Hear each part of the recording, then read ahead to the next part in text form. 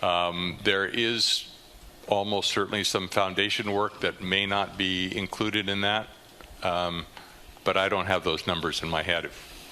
Other people who have detailed plans, and we might even be able to find them in this document if it's critical. Okay, it's pretty critical. So I'm looking at 18 stories up and an unknown amount of stories or feet down at this point.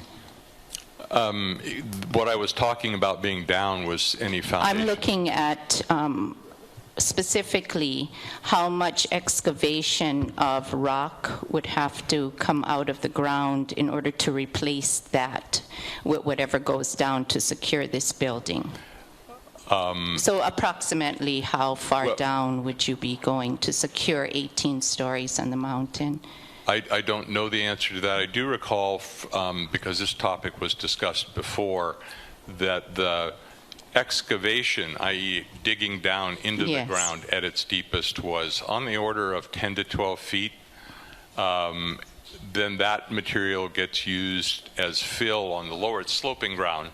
So the material that's excavated from the high points gets spread on the low points to create a relatively more level surface. Okay, speaking of that material that gets excavated, I'm going to ask you about, could we put the criteria back up there, by the way? Is that possible to have the 8 criteria up there?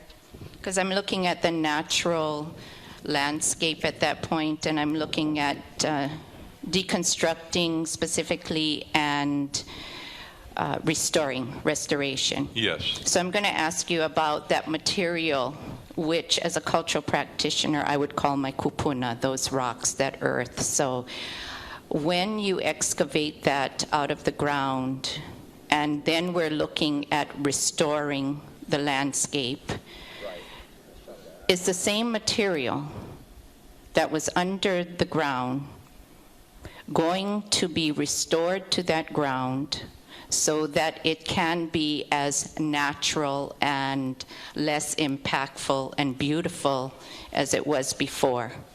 Are we looking at the same material?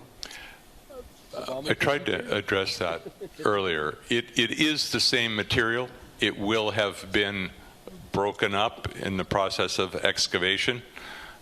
So when it's returned, it's not going to look exactly like it did before.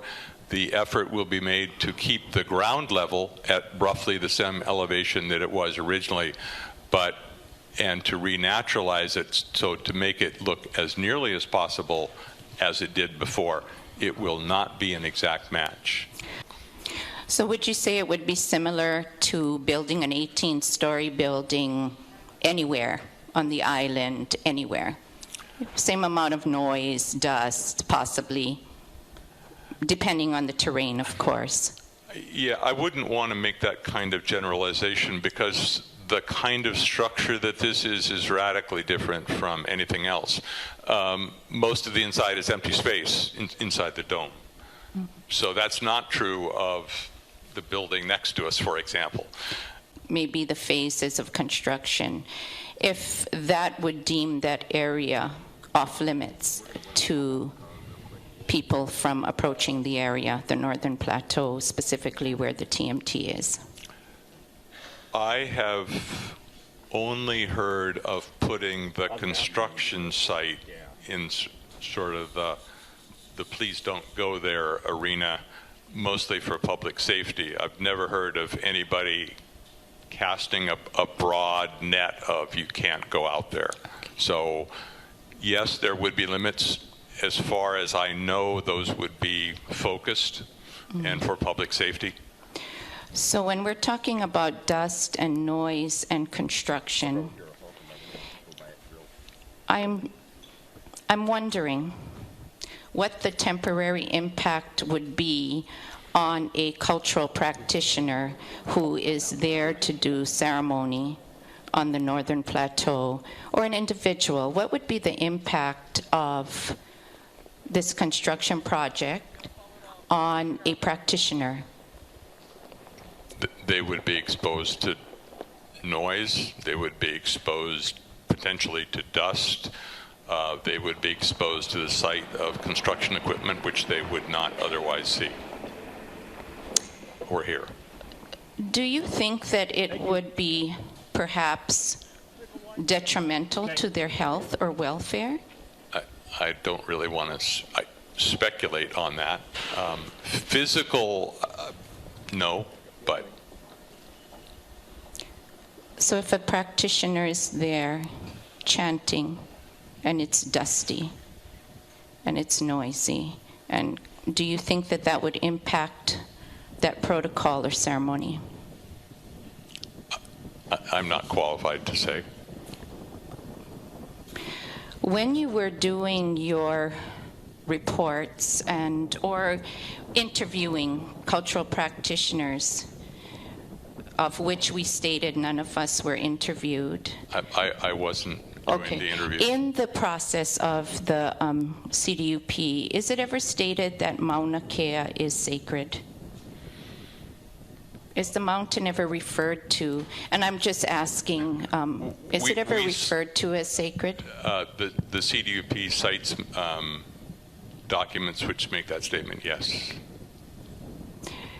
I'm going to ask you for your definition of sacred. What would you say sacred means? Just a definition, since you ran across it. Because it does pertain to me and my practices and the impacts of me on the mountain, me alone. So I'm asking you, what does that definition mean to you? You're getting only the Perry White definition of that. That's just fine. Okay. To me, sacred means something which has particular spiritual importance. Do you believe Mauna Kea is sacred? Do you personally? And I'm just asking you if you believe that. And you don't have to answer that, but it does pertain to the practices on the mountain. Do not answer, please, Mr. Thank you. I'm going to sustain the objection. This is not something that he That's had fine. in his report. Okay, that's just fine. Not his report, but his direct testimony. Right. Thank you.